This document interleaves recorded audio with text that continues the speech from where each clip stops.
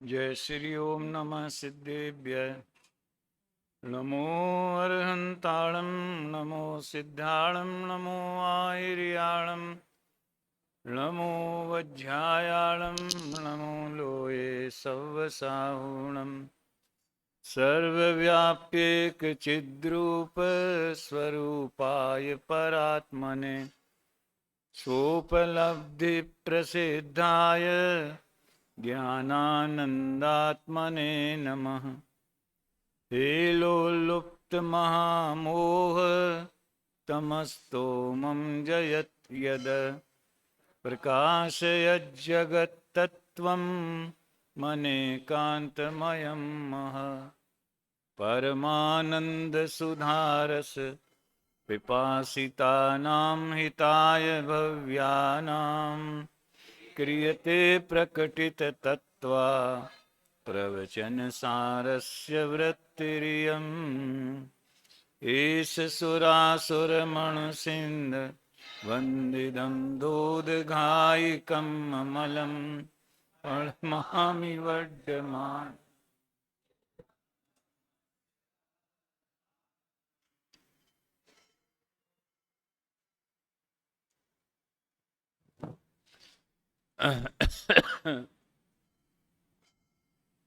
गे तत्व प्रज्ञापन महाअधिकार 93 गाथा से प्रारंभ हुआ है और इसकी पहली गाथा ही जो 93 है अमृतचंद आचार्य की टीका में, उसमें जो अंतिम चरण है पज्जय मूढ़ाई पर समया।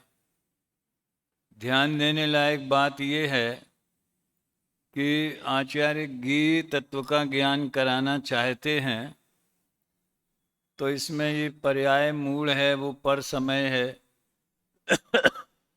फिर इसका रिवर्स करें तो जो पर्याय मूल नहीं है वे पर समय नहीं है, वे स्व समय है। पर समय का मतलब जो पर में अपनापन करते हैं और मोह राग द्वेष रूप परिणमते हैं वे जीव पर समय है, और जो पर में अपनापन नहीं करते वे स्व समय हैं, यानी स्वभाव में ही जो तन्मय है। प्रसंगानुसार एक प्रश्न विचारणीय है। पर्याय मूल को पर समय कहते हैं तो ज्ञानी को अपन द्रव्य मूल कह सकते हैं क्या? जो द्रव्य मूल है वो स्व समय है और जो पर्याय मूल है वे पर समय है। ऐसी व्याख्या करना सही है कि नहीं, बजाय आप लोगों में से पूछें, केवल आपको विचारने के लिए प्रश्न उठाया है। और प्रश्न का उत्तर कठिन नहीं है क्योंकि मूल शब्द ही लगा है, तो वो जहाँ जहाँ मूढ़ता है वहाँ वहाँ पर समय है। मूढ़ता का मतलब ही मोह होता है, अज्ञान होता है। हिंदी में तो मूढ़ का माने मूर्ख भी होता है। तो जो अज्ञानी हैं, मूढ़ हैं, वे सब पर समय हैं। तो ज्ञानी द्रव्य मूढ़ हैं कि नहीं हैं? तो द्रव्य मूढ़ किसे कहते हैं? प्रकरण तो पर्याय मूढ़ता का है, लेकिन प्रसंगानुसार आपको ज्ञान कराना है।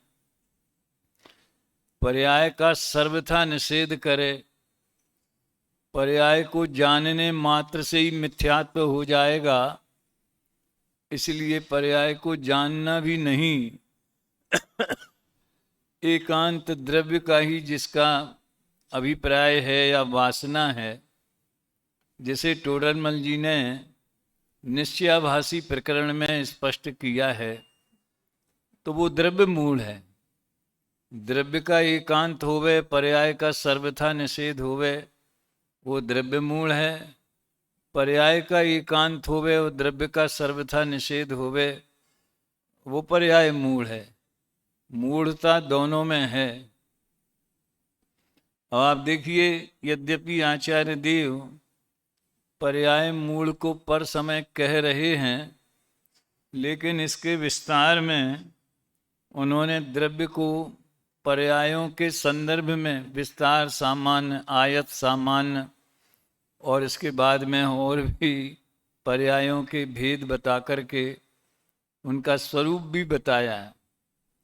तो किसी को ऐसी एकांत मान्यता होवे कि पर्याय को जानना भी नहीं, तो वो गलत है। इस संबंध में गुरुदेव के विशेष जो स्पष्टीकरण है वो आपको 11वीं गाथा के प्रवचनों में आसानी से मिलेगा। उसमें बारंबार उन्होंने ये समझाया है कि व्यवहार अभूतार्थ है तो पर्याय है ही नहीं, ऐसा नहीं है। व्यवहार ने का विषय है ही नहीं, ऐसा नहीं है। यदि उसका विषय का सर्वथा निषेध किया जाएगा तो वेदांत हो जाएगा, एकांत हो जाएगा, गृहीत मिथ्यात हो जाएगा। इस तरह का स्पष्टीकरण आप देखिए गुरुदेव की विलक्षणता।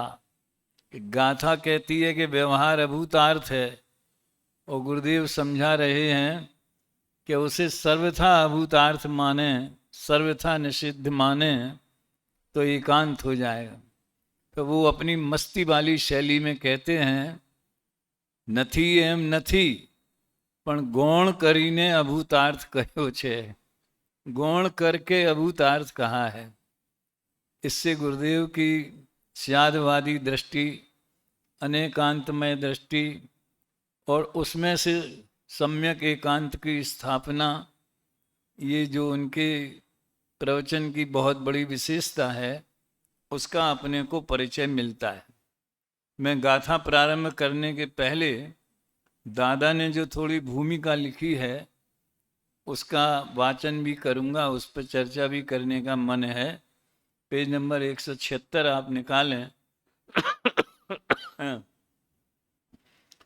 देखो मंगलाचरण में ही वो कहते हैं, सभी द्रव्य हैं गे आत्म ज्ञायक गेय है, निज आत्म श्रद्धे निज आत्म ही ध्येय है। इसमें एक विभाग ज्ञान और ज्ञेय विभाग भी आने वाला है। पिछले शिविर में अपन ने चर्चा की थी, अक्टूबर में शायद, ज्ञान ज्ञेय विभाग वाले की। तो ज्ञेय तो सभी द्रव्य हैं, क्योंकि सभी द्रव्य ज्ञान के विषय बनते हैं। ज्ञान में विषय बनने का गुण जिसे अपन प्रमेयत्व गुण के नाम से जानते हैं वो सभी द्रव्यों में है। तो ज्ञान के ज्ञेय बनते हैं, कोई प्रॉब्लम नहीं है। ज्ञान का स्वभाव है जानना और पदार्थों का स्वभाव है ज्ञात होना। जानने के कर्मवाचक बनाएंगे तो कैसा कहेंगे, ज्ञात होना, ये उनका स्वभाव है। वो ज्ञात होने के लिए क्या करते हैं, जैसे हम ये रुमाल को जान रहे हैं, जो मोबाइल को जान रहे हैं, तो हम इसे जान रहे हैं, इसके लिए ये कुछ कर रहा है कि नहीं? बड़ा विचित्र बात। अरे इसके प्रमेयत्व गुण का परिणमन हो रहा है ना, वो ही कर रहा है। करने के लिए कोई विकल्प होना चाहिए कि प्रयास होना चाहिए कि कोशिश होना चाहिए, ऐसा कुछ नहीं है। सहज ही उसके प्रमेयत्व गुण का परिणमन चलता है सभी द्रव्यों का, जड़ का, चेतन का, रूपी का, अरूपी का, सबका चलता है और सब अपने ज्ञान जानता है। इसलिए लघु सिद्धांत प्रवेशिका में उन्होंने बड़ी चतुराई से एक शब्द डाल दिया कि बाद में कोई विवाद खड़ा ना हो, कि जिस शक्ति के कारण द्रव्य किसी न किसी ज्ञान का विषय बने। ये किसी न किसी जो है ना, ये सर्व समाधान कारक है। कोई कहे हम तो नहीं जानते, हमने तो देखा नहीं धर्मास्ति काय को, या दुनिया में क्या हो रहा है इस समय हमें तो नहीं पता। अरे तुम्हें नहीं पता, ये तुम्हारे ज्ञान की तत्समय की योग्यता है। स्वावरण क्षयोपम लक्षण योग्यता है ना। अनंतानंत सिद्ध तो सकल द्रव्य के गुण अनंत पर्याय अनंता जाने एक काल प्रगट केवली भगवंता। तो ये सब द्रव्य हैं और अपना आत्मा यानी हम स्वयं। देखो, अपना आत्मा ये समझाने के लिए भेद की भाषा में बोला जाता है। कई कई लोग हैं मेरी आत्मा, स्त्रीलिंग भी बोलते हैं। मैं आत्मा, मैं ज्ञान।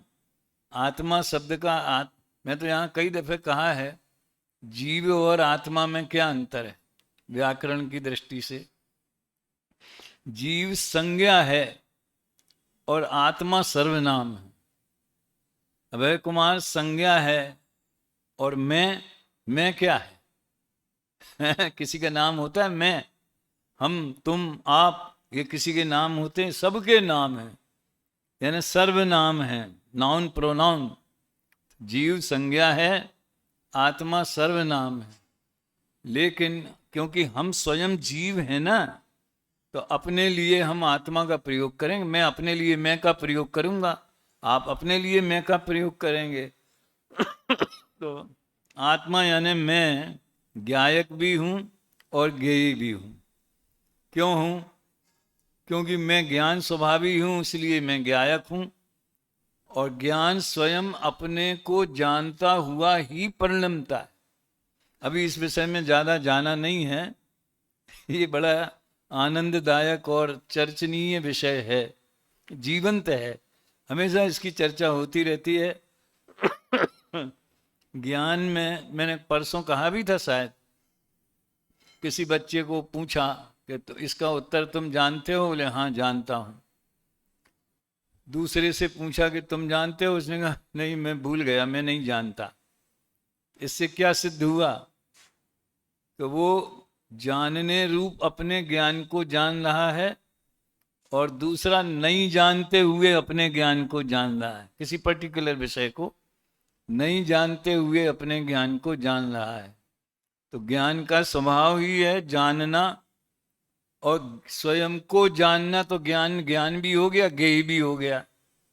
इसलिए उन्होंने आत्मा ज्ञायक भी है और ज्ञेय भी है, श्रद्धेय भी है, देह भी है। चलो ठीक है, ये तो आपको विदित ही है कि इस अधिकार का ज्ञेय तत्व प्रज्ञापन महाधिकार, ये नाम आचार्य अमृतचंद्र ने लिखा है। फिर जयसेनाचार्य ने सम्यक दर्शन महाधिकार लिखा है। और दादा ने कौन सा नाम दिया? इन तीन अधिकारों को दादा में कोई नाम दिया है ना? बोल श्याबास। पहले अधिकार तो ज्ञान तत्व प्रज्ञापन है, उसमें देव कहाँ से आ गए? अरे उसमें अतीन्द्रिय ज्ञान का वर्णन है, अतीन्द्रिय सुख का वर्णन है। केवली को कैसा ज्ञान होता है और कैसा सुख होता है, वो किसमें होता है? अनंत अतीन्द्रिय ज्ञान और अतीन्द्रिय सुख जिन्हें प्रकट होता है वे कौन होते? वे परमात्मा होते, बहिरात्मा, अंतरात्मा। और तो परमात्मा को ही अपने यहाँ देव संज्ञा है। इस अधिकार का नाम शास्त्र अधिकार है। ये सब उन्होंने थोड़ा सा इशारा पहले कर दिया। ये भी पहले बताया जा चुका है कि आचार्य कुंद ने प्रवचन सार को अधिकारों में विभक्त नहीं किया। उन्हें कोई हेडिंग नहीं डाले होंगे जब ताड़पत्र पे ग्रंथ लिखे हो, किसी भी ग्रंथ में। वे तो एक साथ एक ही क्रम से संपूर्ण प्रवचन सार लिखते गए हैं। उक्त वर्गीकरण टीकाकार आचार्यों ने द्वारा ही किए। आत्मा के कल्याण के लिए जगत में जो भी जानने योग्य पदार्थ हैं, उन सभी पदार्थों का वर्णन इस ज्ञेय तत्व प्रज्ञापन महाअधिकार में होगा।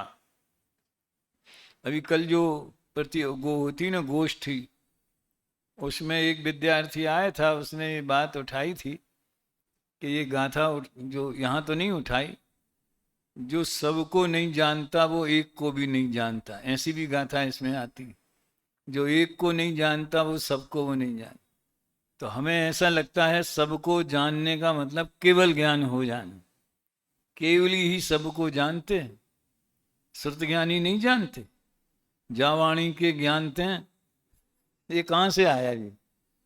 अपन को जिनवाणी के ज्ञान से लोकालोक का ज्ञान है कि नहीं है? अरे एक समय की पर्याय का ऐसा डिटेल भले ना हो, लेकिन पर पदार्थों को जानने का मतलब ये है कि इनकी सत्ता है और ये मेरे से भिन्न है। हो गया लोकालोक का ज्ञान, इतना ही प्रयोजन भूत है, इसी में से केवल ज्ञान निकलेगा।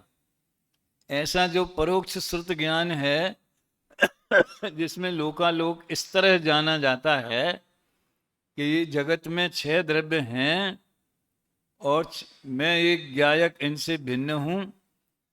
किसने, सुल्लक धर्मदास जी ने तो अपने को 6 द्रव्य से भिन्न बताने के लिए 7वां द्रव्य भी बोल दिया, और ये अकेले उनने ही कहा हो ऐसी बात नहीं है। अव्यक्त के जो 6 बोल 49वीं गाथा की टीका में है, समय सार में अव्यक्त के 6 बोल, उसमें पहला बोल ये है, 6 द्रव्य स्वरूप ये जो लोक है वो व्यक्त है। क्या है? 6 द्रव्य स्वरूप ये जो लोक है षट द्रव्यात्मक, ये व्यक्त है, माने पर्याय में जानने में आता है, और मैं इससे भिन्न हूं लोक से, इसलिए मैं अव्यक्त हूं। तो 6 से भिन्न हो गया ना। अब 7वां कहो ना कहो वो अपेक्षा की बात है, सैद्धांतिक बात नहीं है। तो जानने योग्य पदार्थ हैं, इसमें से ये डर नहीं लगना चाहिए कि हम तो जानते ही नहीं है 6 द्रव्यों को। देखो, अपने यहाँ प्रमाण ज्ञान में प्रत्यक्ष और परोक्ष, ये 2 भेद हैं। परोक्ष कितने प्रकार के? स्मृति, कल भी बताया था, प्रत्यभिज्ञान, तर्क, अनुमान और आगम। तो हम आगम प्रमाण से जानते हैं, वो भी प्रमाण ज्ञान है। अगर आपसे पूछे कि आप धर्मास्ति काय को जानते? नहीं नहीं नहीं, हमें तो नहीं दिखता है, वो तो केवल ही जानते हैं, उनके ज्ञान में दिखता है। अरे श्रुत ज्ञान में जाना जाता है, उसको दिखना भी कहते। बात समझ में आई? ये तो जैन धर्म के जो शिक्षा है, पाठ बाल बोध हो या लघु सिद्धांत प्रवेश का हो, उसका पहले ही विश्व किसे कहते? जिसमें 6 द्रव्य हैं, जहां 6 द्रव्य रहते उसे विश्व कहते। तो 6 द्रव्य कौन कौन से हैं? तो हो गया 6 द्रव्य का ज्ञान हो गया, उनकी परिभाषा इत्यादि। तो कहने का आशय यह है कि ज्ञेय पदार्थ को जानने का भावार्थ क्या है। बताया था ना, शब्दार्थ, नयार्थ, मतार्थ, आगमार्थ और भावार्थ। तो ज्ञेयों को जानने का मतलब क्या है कि 2 पॉइंट हैं। पहले तो उसकी सत्ता स्वीकार करना, दूसरा अपने को उससे भिन्न जानना। भिन्न जानने में सारी समय सार की कथा आ गई। कैसे आ गई? उसमें एकत्व विभक्त आत्मा बताऊंगा तो मैं अपने गुण पर्यायों में अखंड हूं सो एकत्व हूं, और परद्रव्य से भिन्न हूं तो विभक्त हूं। इसमें लोकालोक का जानना हो गया, इसमें 6 द्रव्य का जानना हो गया। ये ज्ञेय पदार्थ, इसमें तो काफी विस्तार से बताया है, लेकिन इतना ही जानना इनफ है। खैर ठीक है, आत्मा के कल्याण के लिए जगत में जो भी जानने योग्य पदार्थ हैं, उन सभी पदार्थों का वर्णन इस महाधिकार में होगा। फिर थोड़ा ये जो बोल्ड में लिखा है वो पढ़ता हूं मैं। द्रव्य सामान्य प्रज्ञापन अधिकार, ये ज्ञेय तत्व के विभाग किए ना, ज्ञेय अधिकार के। द्रव्य सामान्य, द्रव्य विशेष और ज्ञान ज्ञेय विभाग, थोड़ी ज्यादा ने इसका उल्लेख किया है। द्रव्य सामान्य प्रज्ञापन अधिकार प्रवचन सार का सर्वाधिक महत्वपूर्ण अंश है, क्योंकि इसमें प्रतिपादित वस्तु स्वरूप जब तक हमारे ख्याल में नहीं आएगा तब तक सम्यक दर्शन की प्राप्ति संभव नहीं है। परसों ही मैंने कहा, परसों या कल कहा था, कल ही शुरू हुआ ना ये तो है, कि द्रव्य गुण पर्याय का ज्ञान होना अनिवार्य है। अब संक्षेप में हो, विस्तार से हो, इतना तो हो जो आएगा ना 13वीं गाथा, अथो खलु दव महो दबवाणी गुण पगाणी भणदाणी तेसिम पुण पज्जाया। ये जो जो आगे कहना चाहते हैं उसकी सूचना उन्होंने उस 13वीं गाथा में ही दे दी और सार बता दिया कि गुण पर्याय आत्मक होता है, लेकिन पर्याय में मूल है वो पर समय। मूल पर्याय मूलता का क्या मतलब इसमें बताया है, उसकी चर्चा अपन आगे करेंगे। सम्यक दर्शन का विषय भूत जो भगवान आत्मा है और जिसकी चर्चा समय सार में की जाती है, वो भगवान आत्मा इस प्रवचन सार के द्रव्य सामान्य प्रज्ञापन की पृष्ठभूमि पर ही समझा जा सकता है। पृष्ठभूमि माने बैकग्राउंड, और ज्यादा सही शब्द है आधारशिला। जैसे अपने शिलान्यास किया ना, तो शिला रखी, आधार रखा पहले, आधार के ऊपर ही महल बनता है। तो जैसे द्रव्यगुण पर्याय का ज्ञान ही नहीं है, तो वो मुझे सम्यक दर्शन करना है, ये बात पर्याय का ज्ञान किए बिना कैसे समझेगा, और वो सम्यक दर्शन कैसे होगा, इसकी विधि वो द्रव्य स्वभाव का ज्ञान किए बिना कैसे समझेगा। नए चक्र जिन्होंने पढ़ा हो, शास्त्री वालों के है ना कोर्स में, द्रव्यार्थिक पर्यार्थिक वाला जो प्रकरण है, उसमें एक प्रश्न उठा के उन्होंने विस्तार से समझाया है कि द्रव्यार्थिक नय के विषय को जानने की क्या जरूरत है और पर्यायार्थिक नय के विषय को जानने की क्या जरूरत है। क्या करना है, इसका जवाब पर्याय पक्ष से मिलेगा। बैरातमता हेयता जान तजी अंतर आत्म हुजे परमात्म को ध्याय निरंतर जो नित आनंद पूजे। ये ज्ञान कहाँ से होगा? ये परमात्म प्रकाश में से निकाला है। उसमें प्रारंभ आप देखो, परमात्म प्रकाश भी समय सार शैली का ग्रंथ है, लेकिन समय सार में एकत्व भक्त आत्मा से शुरू किया है, ज्ञायक भाव से, और उसमें हे प्रभाकर भट्ट तुम आत्मा के 3 भेदों को जानो, यहां से शुरू किया है। बहिरात्मा, परमात्मा और अंतरात्मा, और फिर उसने ये उपदेश दिया है कि बहिरात्मा पना को ही जान के अंतरात्मा बनो और परमात्मा बनने का पुरुषार्थ करो। अपने भीतरा विज्ञान में है ये, कहीं कहीं आता है, काय में आता है आत्मा और परमात्मा वाला। हमने तो न जाने कितने साल पढ़ाया, तो रोम रोम में बसा हुआ है पूरे 3 भाग हैं। तो ये प्रवचन सार के द्रव्य सामान्य प्रज्ञापन की पृष्ठभूमि पर ही समझा जा सकता है। आपको संक्षेप में बता दें, द्रव्य सामान्य में, द्रव्य सामान्य का क्या मतलब है? समय सार का द्रव्य सामान्य अलग है और प्रवचन सार का द्रव्य सामान्य अलग है। समय सार का द्रव्य सामान्य माने वो दृष्टि का विषय जो गुण पर्यायों में व्याप्त है, लेकिन गुण पर्याय के भेद रूप नहीं है।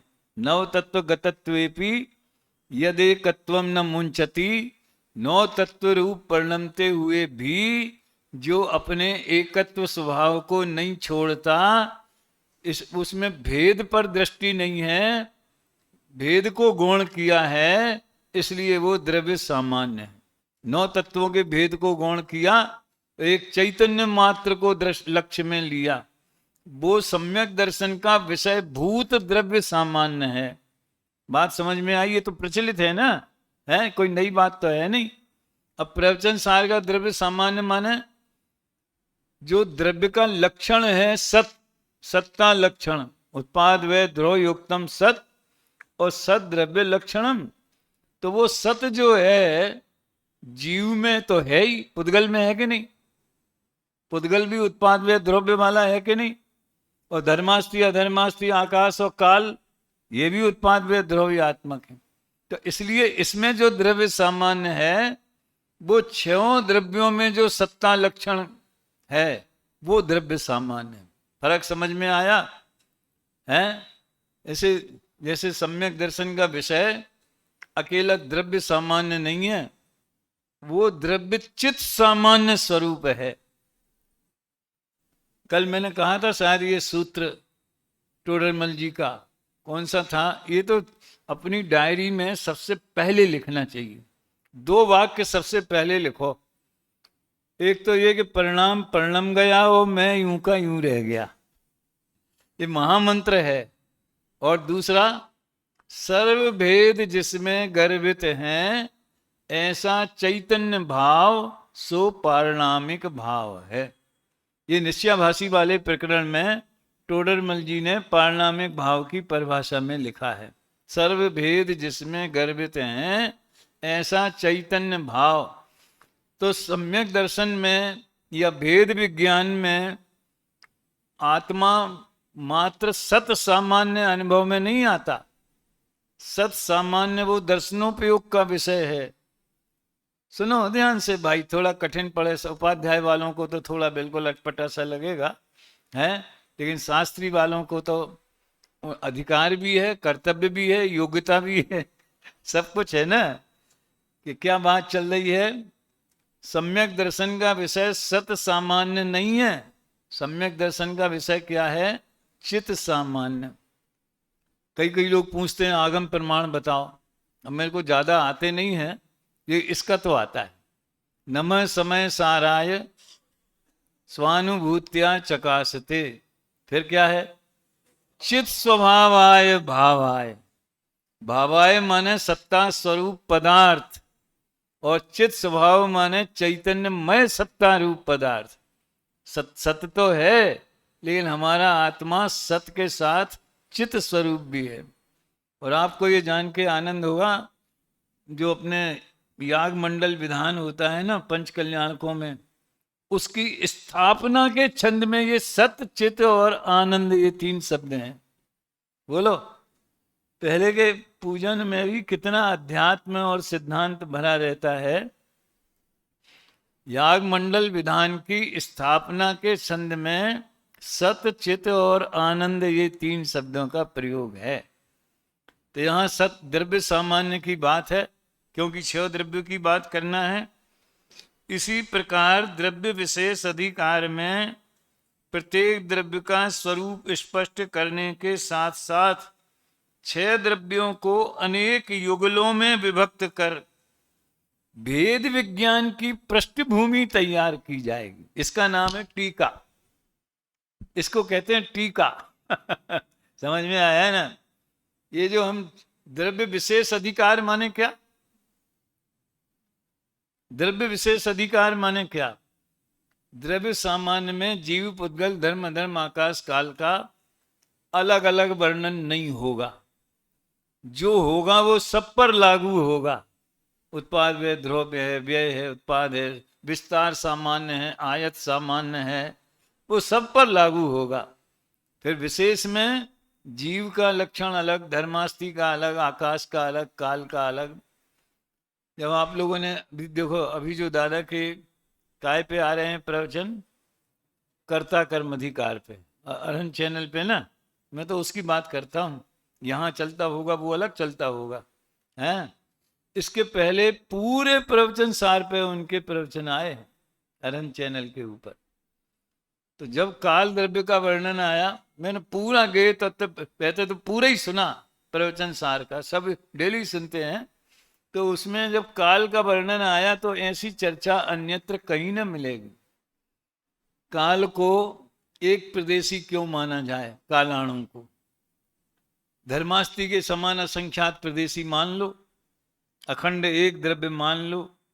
मैं तो केवल विचार के लिए उछाल रहा हूं प्रश्न, उत्तर उसमें है। समझ में नहीं आए तो दादा के प्रवचन में, गुरुदेव के प्रवचन में सब मिलेगा। लेकिन काल द्रव्य का बड़ा सुंदर वर्णन 6 द्रव्यों का है। चलो, ज्ञान गे विभाग अधिकार एक प्रकार से ज्ञान तत्व प्रज्ञापन महाधिकार और गे तत्व प्रज्ञापन महाधिकार दोनों को अपने में समेटे है। वाह! ज्ञान तत्व में इंद्रिय ज्ञान और अतीन्द्रिय ज्ञान का वर्णन है। ज्ञान स्वभाव का वर्णन है। आपको ध्यान होगा उसमें भी ज्ञान और ज्ञेय परस्पर भिन्न है कि अभिन्न है, इसकी भी चर्चा है।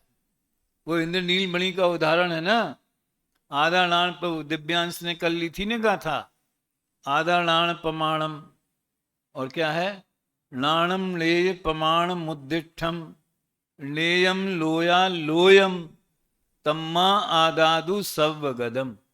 आत्मा सर्वगत है, तो ज्ञान ज्ञांत को पार, ऐसा शब्द है। केवली का ज्ञान ज्ञांत को पार को प्राप्त है, यानी कोई ज्ञेय बचा नहीं विश्व में जो उनके ज्ञान का विषय न बने। और एक तरफ तो कहते हैं कि ज्ञान ज्ञेय में जाता नहीं, ज्ञेय ज्ञान में आता नहीं, ये दोनों का पारमार्थिक स्वरूप है। लेकिन जो ज्ञान में चित्र बनते हैं ना, झलकता है, जैसे दर्पण में पदार्थ झलकता है, उसके लिए लघु तत्व स्फोट में और प्रवचन समय सार की 37वीं गाथा की टीका में मानो वे ज्ञेय। आप लोग तो हिंदी साहित्य भी थोड़ा पढ़ते होंगे ना, उत्प्रेक्षा अलंकार। मानो, मानो माने नहीं मानो, असल में नहीं मानो, लेकिन फील करो ऐसा। मानो वे ज्ञेय ज्ञान में टंकोत्कीर्ण हो गए हों, डूब गए हों, समा गए हों, ज्ञान उन्हें पी गया हो, ज्ञान में चित्रित हो गए हों। कितने सारे शब्दों से ज्ञान में उन ज्ञेयाकार का जो चित्र बनता है उसका बढ़िया वर्णन किया है। और दादा ने लिखा, प्रतिबिंबित पूरी ज्ञेयावली पर चिन्मयता को आंच नहीं। युगल जी ने लिखा, कैवल्य कला में उमड़ पड़ा संपूर्ण विश्व का ही वैभव। और कितनी लिंक मिलती है सब जगह। तो ये वर्णन ज्ञान तत्व प्रज्ञापन में भी आया, तो ज्ञान ज्ञेय का ही तो वर्णन है ना। इसलिए ये तीसरा जो है ज्ञान ज्ञेय विभाग अधिकार पिछले दोनों को समेटे हैं। उसमें ये स्पष्ट किया जाएगा कि ज्ञान तत्व जुदा है और ज्ञेय तत्व जुदा है। यद्यपि अपना आत्मा ज्ञान भी है और ज्ञेय भी है, तथापि अपने लिए ज्ञान तत्व मात्र अपना आत्मा ही है। देखो, ये विशेष माने हम स्वयं, तुम्हारे लिए तुम विशेष हो, हमारे लिए हम विशेष हैं। समझ में आया ना। जैसे यूं समझो, आपको जो भी ज्ञान है, क्या हम उस ज्ञान से जान सकते?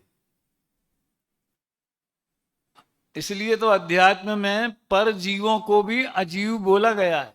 सुना है ये? क्यों बोला गया?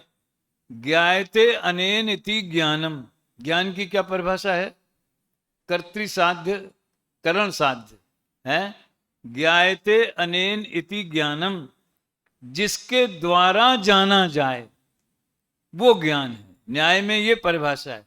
वैसे जो जानता है उसे ज्ञान कहते हैं, जानने की क्रिया मात्र को ज्ञान कहते हैं। लेकिन यहां जिससे जाना जाए, सुनो ध्यान से, तो हम कौन से ज्ञान से जानते? जो हमारे मति ज्ञानावरण, शुद्ध ज्ञानावरण और वीर्यांतराय के क्षयोपम से जो स्वावरण क्षयोपम लक्षण शक्ति ज्ञान शक्ति पर्याय में प्रकट हुई है, वही तो करण साधन बनेगी हमारे लिए। कि गणधर का ज्ञान, कि केवली का ज्ञान, कि किसी दूसरे व्यक्ति का ज्ञान, गुरु का ज्ञान, वो हमारे लिए ज्ञायते अनेन ज्ञानम में लागू पड़ेगा। बात समझ में आती है? तो उपाध्याय वाले भी समझ सकते। जैसे हम चलेंगे तो अपने पांव से चलेंगे, आपके पांव से तो नहीं चलेंगे। देखेंगे तो अपनी आंख से देखेंगे, दूसरे की आंखों से तो नहीं देखेंगे। ऐसे जानेंगे तो अपने ज्ञान से जानेंगे, दूसरे के ज्ञान से तो नहीं जानेंगे ना। ये महत्व है। अपना आत्मा ज्ञान भी है और ज्ञेय भी है, तथापि अपने लिए ज्ञान तत्व मात्र आत्मा ही है। ज्ञेय में भले अन्य द्रव्य चले जावे, लेकिन ज्ञान तो मैं स्वयं हूं, मेरे लिए मैं ज्ञान हूं। शेष सारा जगत जिसमें अन्य सभी आत्मा भी शामिल हैं। क्या बोला? सारे जगत में अन्य सभी आत्मा। अब इस पे आप इस शैली में गुरुदेव को सुनोगे तो बोलेंगे पंच परमेश थी, तीर्थंकर भगवान का आत्मा है। अन्य सभी आत्मा कौन से तत्व में जाएंगे?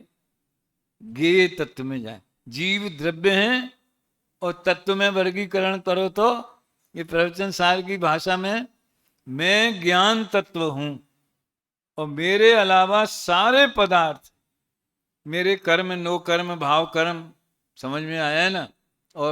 और अन्य द्रव्य सभी वो कौन से तत्व में है? वो ज्ञेय तत्व में है। इस दृष्टि से विचार करें तो ये ज्ञान ज्ञेय विभाग अधिकार एक स्वतंत्र महाधिकार होना चाहिए, तथापि यहां ऐसे ज्ञेय तत्व प्रज्ञापन महाधिकार के अंतर्गत एक अधिकार के रूप में ही, जिसको अंतराधिकार बोलते हैं, उसमें प्रस्तुत किया है। सम्यक दर्शन और सम्यक ज्ञान की प्राप्ति के लिए, देखो ये भूमिका जो पृष्ठभूमि है उत्थानी का है, सारा ज्ञेय तत्व को जानने का रहस्य क्या है वो इसमें भरा हुआ है। इसलिए मैं एक एक पंक्ति पढ़ रहा हूं। सम्यक दर्शन और सम्यक ज्ञान की प्राप्ति के लिए ज्ञान तत्व और ज्ञेय तत्व को जानने के साथ साथ ज्ञान तत्व और ज्ञेय तत्व में भेद जानना भी अनिवार्य है। सुनो, अगर भेद नहीं जाना तो हमने उसे ज्ञेय माना ही नहीं, फिर तो मूढ़ता हो गई, फिर ज्ञेय मूढ़ता हो गई। समझ में आया ना? जैसे छोटे बच्चे होते हैं 2-3 साल की उम्र के, कोई भी मेहमान आवे तो कोई कोई बच्चे ऐसे तो उसके साथ जाने तैयार, हमें तो जाना है। किसी दूसरे के घर जाएंगे तो उनको फर्क थोड़ी है कि हम दूसरे के यहाँ आए हैं, तो वो तो वैसे ही मचलेंगे, उछलेंगे, कूदेंगे और उस घर के बच्चों के जो खिलौने होंगे तो मेरा है, ये मुझे चाहिए। ये है मूढ़ता, बालक बुद्धि। समझ में आया ना? ऐसे अज्ञानी जीव जो ज्ञेय मिला उसे अपना मान लिया। ये टोडरमल जी ने लिखी। और जब गुरुदेव की उपस्थिति में सोनगढ़ में शिविर लगते थे और महाविद्यालय से हम लोगों को ले जाया जाता था, 3 साल तक गए हम लोग सब सोनगढ़। तो दादा के स्पेशल प्रवचन रात को 8 बजे चर्चा के बाद प्रवचन मंडप में होते थे। उसमें वो प्रायः चौथा अधिकार लेते थे, मोक्ष मार्ग प्रकाशक का। और उस चौथे अधिकार में ये आत्मा को देह में एकत्व बुद्धि हुई कैसे, इसका खुलासा है कि इसके अंदर ज्ञान गुण भी का भी परिणमन होता है और श्रद्धा गुण का भी परिणमन होता है। तो श्रद्धा का काम अपनापन करना है कि ये मैं हूं। ये भी भाषा ज्ञान की तरफ से है। अहम पना, युगल जी की भाषा में बोले तो अहम शीला। श्रद्धा कैसी होती है? अहम शीला। शीला माने स्वभाव वाली। तो जो दिखा उसे अपना मान लिया। आप लोगों को थोड़ा सरल पड़े और रोचकता लगे कि यहाँ एक विद्वान आते थे पहले, नेमीचंद भाई रखियाल वाले। वो भी बड़े जोरदार विद्वान थे, सारे गुजरात में और हिंदी प्रांत में भी बड़ा उनका प्रभाव था। वो एक उदाहरण दिया करते थे, उसे दादा भी रिपीट करते थे। क्या रिपीट करते थे? कि एक युवक समझ लो सड़क पे जा रहा था और एक बुढ़ी अम्मा अंधी थी, लाठी टेक टेक करके सड़क पार करने की कोशिश कर रही थी। तो उस लड़के ने सोचा कि मैं इनको हाथ पकड़ के सड़क पार करा दूं। तो उसने पार कराया। तो जब उस पार पहुंच गया तो अम्मा, तुम्हारा कोई बेटा नहीं है क्या? है ना? तो कौन? तू ही तो है। अरे इतने से लिए कि जरा से 2 मिनट में मैंने सड़क पार करा दी, तो क्या तुम्हारा बेटा बन गया? अरे जो मेरी इतनी फिक्र कर रहा है और मेरा हाथ थाम करके बुढ़ापे में जो बुढ़ापे की लाठी बन गया भले थोड़ी देर के लिए, वही तो बेटा है। बाकी के बेटे किस काम के, अमेरिका में बैठे हैं वो किस काम के, ऐसा है भाई। तो श्रद्धा के लिए अपना कौन, जो ज्ञान का विषय बना। और ज्ञान में सबसे पहला विषय कौन बनता है, जन्म लेने के बाद अपन का है, ये देह ही बनती है। वो बच्चा गर्भ में भी श्वास लेता है, वो श्वास कैसे ली जाती है इसकी विधि की पढ़ाई नहीं की है। श्वास क्या कहती है, कहलाती है, हम ऑक्सीजन ले रहे हैं इत्यादि इत्यादि, ये भाषा नहीं जानता लेकिन लेता है। समझ में आया ना। तो देह संबंधी संवेदन, देह में एकत्व बुद्धि और देह की संवेदना, वो जीव को जन्म से ही होती है, ये अनादि से हो रही है। इसके लिए टोडरमल जी का सबसे बढ़िया शब्द कौन सा है, मैं ब्रह्म से भूलकर प्राप्त पर्याय में ही तन्मय हो रहा था। और वो ही पज्जय मूला पर समया है कि मैं ब्रह्म से भूलकर प्राप्त पर्याय में ही तन्मय हो रहा था। तो ये सम्यक दर्शन और सम्यक ज्ञान के लिए ज्ञान तत्व और ज्ञेय तत्व को जानने के साथ साथ इनमें भेद जानना भी आवश्यक है। बल्कि भेद जानने के लिए ही बताए जाते हैं, नहीं तो क्या जरूरत है। इस प्रकार ये तीनों अधिकार महत्वपूर्ण हैं। चलिए आगे, तो आगे की जो 10वीं गाथा है जयसेनाचार्य की, उसकी चर्चा है। अभी अपन अधिकार प्रारंभ करते। अथ ज्ञेय तत्व प्रज्ञापनम तत्र पदार्थस्य सम्यक द्रव्य गुण पर्याय स्वरूपम उपवर्णयति। वाह, पूरे ज्ञेय तत्व प्रज्ञापन की उत्थानिका हो गई है। अब ज्ञेय तत्व का प्रज्ञापन करते, अच्छी तरह से उत्कृष्ट रीति से, समझ में आया ना, ज्ञापन कर रहे हैं। देखो विज्ञापन, प्रज्ञापन, ये उपसर्ग लगा देते हैं ना, तो शब्दों का और स्वरूप थोड़ा समझ लो प्रगाढ़ हो जाता है। तो सम्यक द्रव्य गुण पर्याय स्वरूपम उपवर्णयति, सम्यक शब्द को स्वरूप के साथ में जोड़ो, ये स्वरूप का विशेषण है। द्रव्य गुण पर्याय तो जो हैं सो होते ही हैं, उनमें कोई सम्यक व मिथ्यापना नहीं होता वस्तु स्वरूप में, लेकिन उनका सम्यक स्वरूप बताते, मतलब भेद की विवक्षा, अभेद की विवक्षा, सब तरह से बताते हैं। चलिए गाथा पाठ करें। अत्थो खलु दव्यमो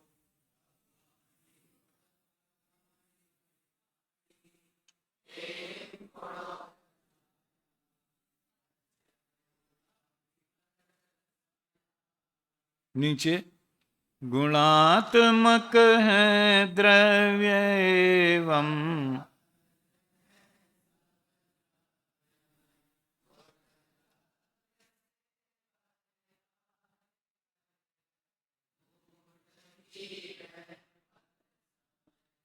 ये अकेला एक हिस्सा दिया ना प्रवचन के विषय के लिए, मुझे जो सूचना दी है, अकेले आपको पज्जय मूढ़ा पर समय ही बोलना है। उसमें ये भाव होगा निहितार्थ कि इसकी पूरी गाथा की अपन चर्चा करें। क्योंकि देखो दो स्टाइल हैं, एक तो गाथा टू गाथा, इस गाथा में क्या है, इस गाथा में क्या है, इस अधिकार में क्या है। तो विधानों में जो गाथाओं का ग्रुप बना देते ना, उससे उसकी विषय वस्तु पूरी संक्षेप में ख्याल में आ जाती। और टीका पढ़ो तो फिर टीका में जो उनका रहस्य है वो गहराई से भाषित होता है। देखिए, वस्तुतः पदार्थ द्रव्यमय है। अथो अर्थ शब्द के अनेक प्रयोग होते हैं। कितने होते हैं सोचो। पहले तो द्रव्य गुण पर्याय में ही लगा लो, द्रव्य को भी अर्थ कहते हैं, पर्याय को भी अर्थ कहते हैं, गुण को भी अर्थ कहते हैं। समझ में आया।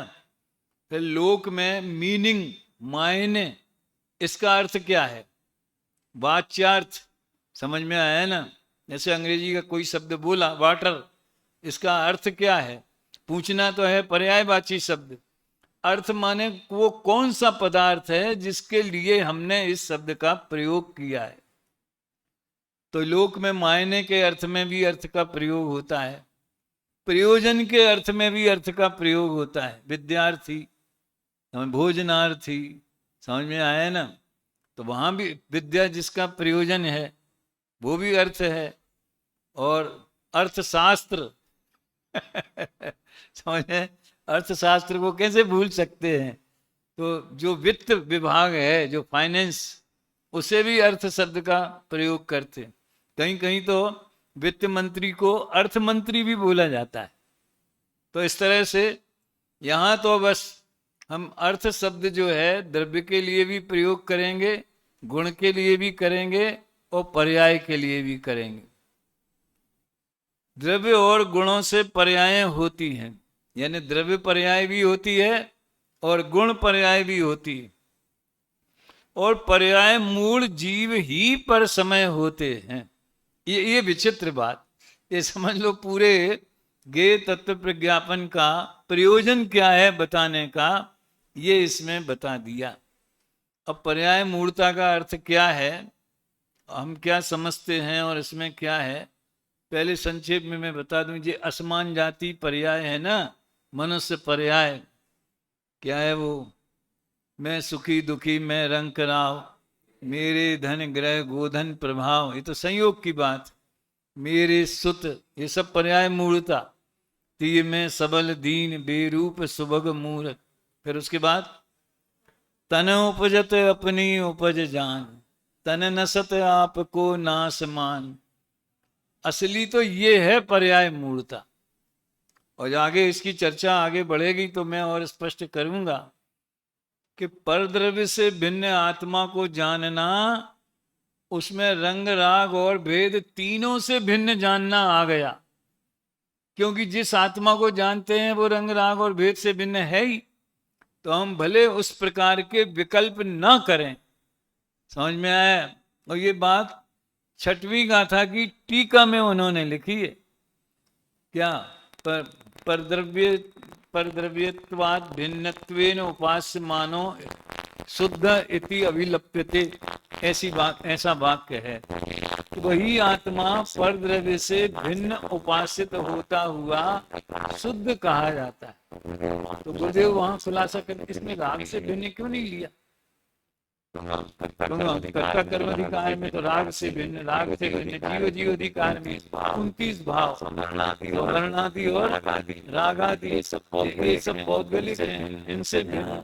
इतना बड़ा भाव, ज्ञायक भाव की बात बता रहे, प्रमत्त से से रहे। तो गाथा में तो 14 गुण भेद का निषेध हो गया। लेकिन उन्होंने लिखा भिन्न उपासित होता हूँ, उसमें भी तो लिखते हैं राग से, ये भी तो लिखते ना। तो गुरुदेव खुलासा करते इसको द्रव्य से भिन्न अपना आत्मा दृष्टि में आया, उसको राग रहित ही दृष्टि में आया, वो उसमें शामिल हो ही गया।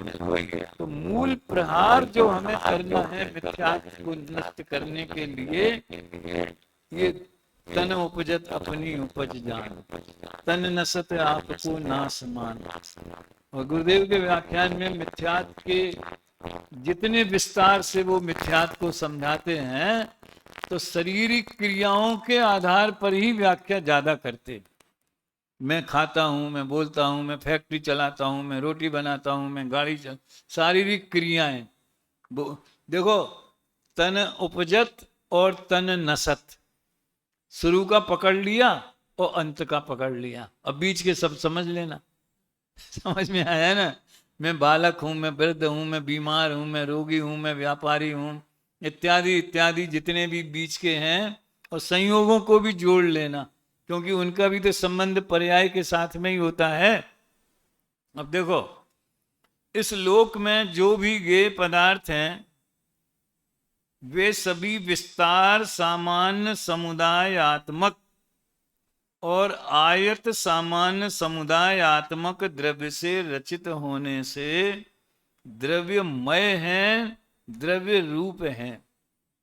कभी कभी ये समस्या मेरे चित्त में भी खड़ी होती है भाई साहब कमल जी, कि 3 शब्दों का प्रयोग ज्यादा उचित है कि 4 शब्दों का। 3 शब्द कौन कौन से? द्रव्य, गुण और पर्याय। उसमें सारी वस्तु आ गई, समझ में आया ना। अपन कहते नहीं, वस्तु में या पदार्थ में 3 अंश होते हैं, द्रव्य, गुण और पर्याय। तो ये चौथा बन गया। समझ में आया ना। पदार्थ जो है, द्रव्य, गुण, इसमें लिखा ना, जितने भी गेय पदार्थ हैं, तो पदार्थ ले लिया, वे द्रव्यमय हैं। और द्रव्य कैसा है? विस्तार सामान्य। शब्द थोड़े कठिन हो सकते हैं, ये विषय से अपन सब परिचित हैं। कश्मीर से कन्याकुमारी तक सारा भारत एक है, ठीक है ना, अखंड एक। क्षेत्र की अपेक्षा कश्मीर से कन्याकुमारी तक, इधर पूरब से पश्चिम तक जो भी लगा लो, तो वो पूरे भारत को अपन एक नक्शे में देखें कि यहां से यहां तक 4000 किलोमीटर है, तो वो विस्तार सामान्य हो गया। तो उसमें भेद करें अगर, कि इतने किलोमीटर पे ये स्टेट है, इतने किलोमीटर पे ये जिला है, इतने किलोमीटर पे ये गांव है, समझ में आया ना। छोटे छोटे अंश भी करें तो वो तो भेद करके समझाते हैं। और ये भी भेद भी व्यवहार के लिए जरूरी है। एक बात ध्यान से विचार करने लायक है, भेद को व्यवहार क्यों कहते? क्योंकि भेद के बिना व्यवहार नहीं हो सकता।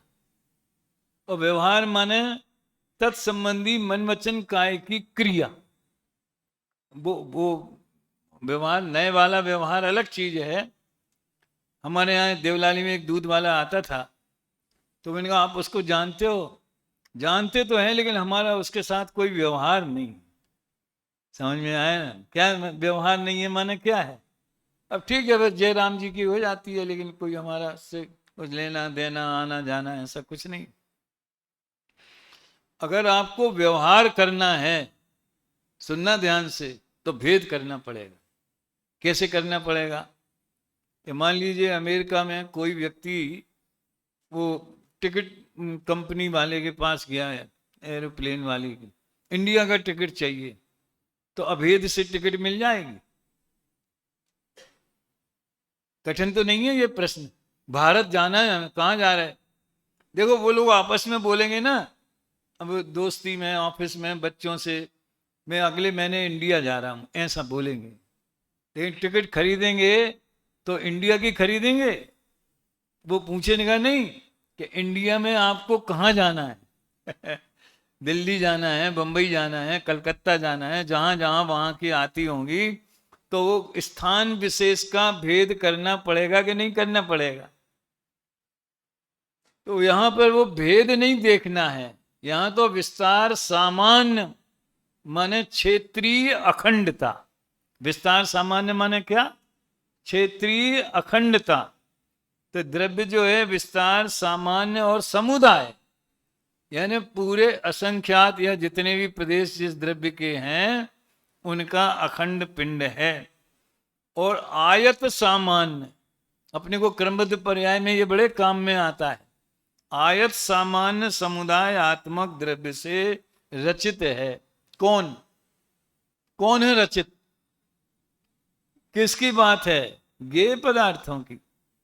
और गेय में हम भी, और जीव, पुद्गल, धर्म, धर्म, आकाश, काल सभी हैं। तो जगत के जितने पदार्थ हैं, 6 द्रव्य हैं, वो कैसे हैं? कि उप प्रदेशों में फैले हुए हैं और पर्यायों में प्रवाह रूप से परिणमते। आयत सामान्य, ये त्रिकाली द्रव्य की बात आई ना। त्रिकाली द्रव्य, त्रैकालिक अखंडता, यानी हम कल भी थे और आज भी हैं, तो 2 टुकड़े हो गए हमारे। समझ में आया? कोई आदमी 50 साल का हो गया, उसका 50वां 51वां जन्म दिवस है, 50 साल पूरे हो गए, तो 50 टुकड़े हो गए क्या? 50 वर्षों में अखंड है कि नहीं? और सुनो मजे की बात, उन 50 वर्षों का 1 सेकंड भी तोड़ के अलग सोचा जा सकता है क्या? 1 सेकंड को भी वो एब्सेंट रहा? अगर 1 सेकंड को भी अब्सेंट रहा होगा तो मर गया होता, फिर नया जन्म हुआ होता। लेकिन वो 50 साल का है, यानी जन्म क्षण से लेकर अभी तक वो इस मनुष्य पर्याय में विद्यमान है। तो ये पूरे 50 साल की उम्र ये आयत सामान्य।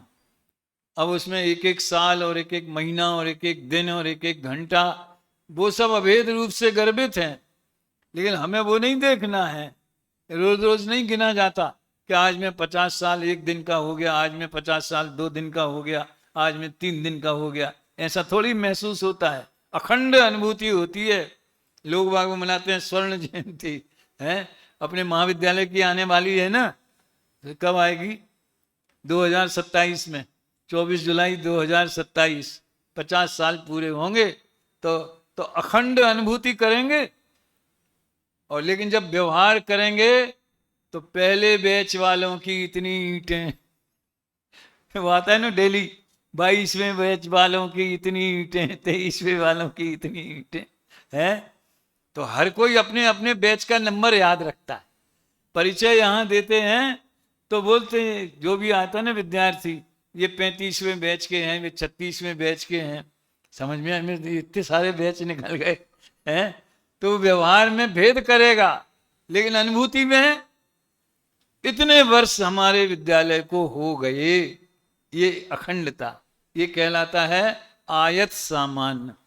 अब यहाँ विस्तार तो ज्यादा है ही नहीं, जितना बड़ा हाल है जितनी है हॉस्टल है उतनी ही है। शेष चर्चा अपन बाद में करेंगे, अभी यहीं विराम लेते हैं।